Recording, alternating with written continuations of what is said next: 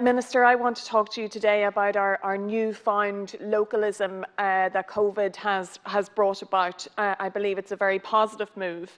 Because of the travel restrictions, people were forced to stay within their 2 kilometres or their 5 kilometres, but a side effect of that is that they discovered what was under their own noses and grew to appreciate it more.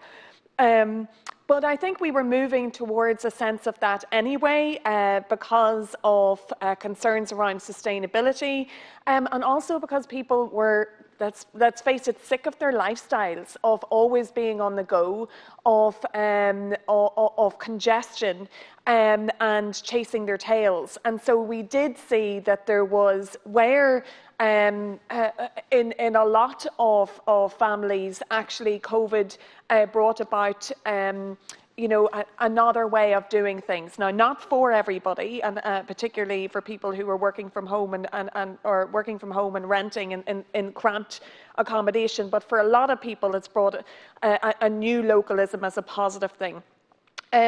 So we have responded to this. We have the Rural Ireland, the strategy, the rural strategy that was launched. The opportunity has been acknowledged by the government in terms of more choice in where people can live. We've delivered or delivering a legal framework from the Department of Enterprise, Trade and Employment around the code of practice to disconnect, the right to request. We're going to see more in terms of finances in budget 2022.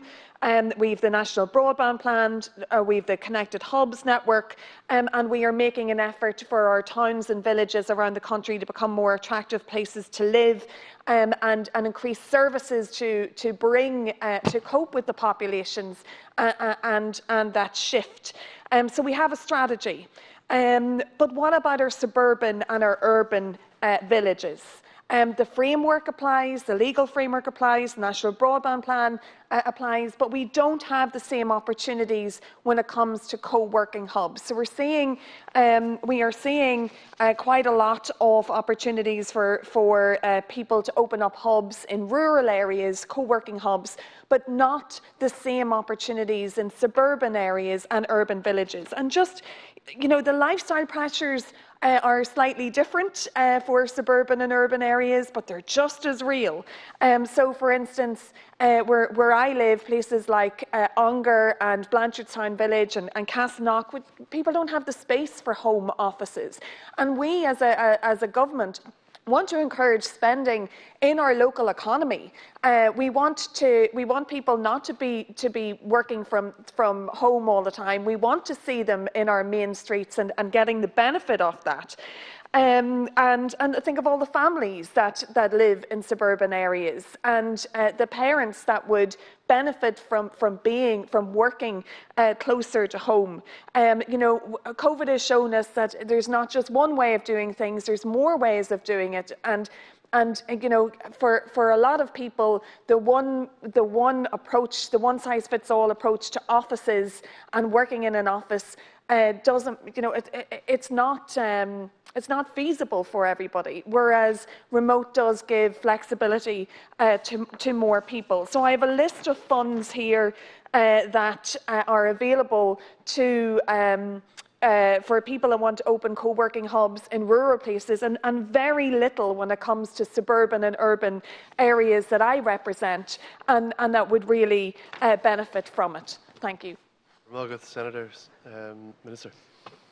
Thank you, Eireann, and I can thank Senator Currie for raising this, I think, very timely matter. And it's we know that co-working hubs is becoming more and more relevant as a result of COVID, and I think have brought, huge benefits to people in terms of their lifestyle and the quality of life, and spending more time with their families and their communities as well. As our country, and on behalf of the Taoiseach, can I give his apologies, who unfortunately cannot be here this morning. As our country continues to navigate through COVID-19, remote working and measures to support remote working have become more important than ever before. This is reflected in the programme for government, which contains commitments aimed at facilitating remote work across Ireland, in recognition that remote work can provide benefits in terms of regional development, climate action and work-life balance. In January last, Taoiseach published the National Remote Working Strategy, Make Remote Work, the objective of which is to ensure that remote working is a permanent feature in the Irish workplace in a way that maximises economic, social and environmental policies and benefits. The Department of Enterprise, Trade and Employment, in concert with their enterprise development agencies and other departments, are actively working to support the implementation of this strategy through the progression of actions over the course of 2021, overseen by an interdepartmental group. Future investment in remote working hubs and infrastructure, in particular underserved areas, will underpin the development of the national hubs network over the coming period. To build on the capacity of enterprise centres, incubator hubs and shared office space to offer remote working facilities, a central objective of Enterprise Ireland's regional strategy, Powering the Regions, is the Work Smart Challenges. This challenge aims to support 10,000 co-working and incubation spaces regionally over the next few years. Enterprise Ireland's Open Regional Development Feasibility Fund is available to promoters looking to scope out and investigate the viability of larger full-scale projects such as remote working hubs. A feasibility grant of €15,000 or €50,000 of eligible costs, whichever is lesser, is available to qualifying applicants meeting the required criteria.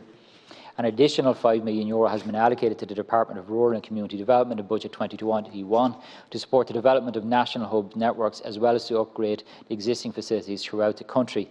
My colleague Minister Heather Humphreys, TD, recently announced that €75 million has been awarded for 24 projects under the Rural Regeneration and Renewal Fund, with significant investment made in remote working hubs under this call. Furthermore, the 2021 Town and Village Renewal Scheme will place particular emphasis on projects supporting remote working and enhancing town living, as outlined in our Rural Future for Rural Development Policy 2021 to 2025. The maximum grant available is being raised to €500,000 this year. The scheme will support these objectives and will encourage more people to return confidently to town and village centres to work, shop and socialise. Through these initiatives, the Government is striving to develop a landscape in which employers and employees can reap the potential benefits of remote working.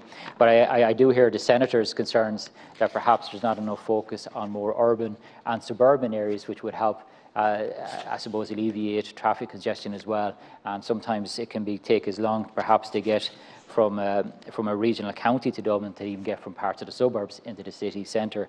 And I will certainly bring the Senator's particular concerns to the attention of the Taoiseach. Thank you. Here. Well, good, Senator. Thank you very much, Minister.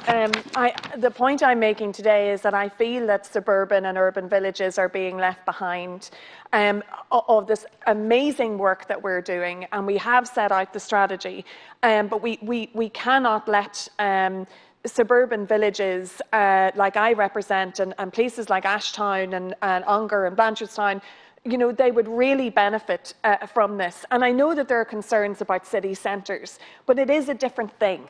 You know, and I think we are afraid of the worst case scenario when the horse is already bolted in terms of the effect that COVID has had, and we need to be thinking about a dynamic recovery for our city centres. And we can do that, but we do also have to carve out a space for our suburban and urban villages as well. Sir.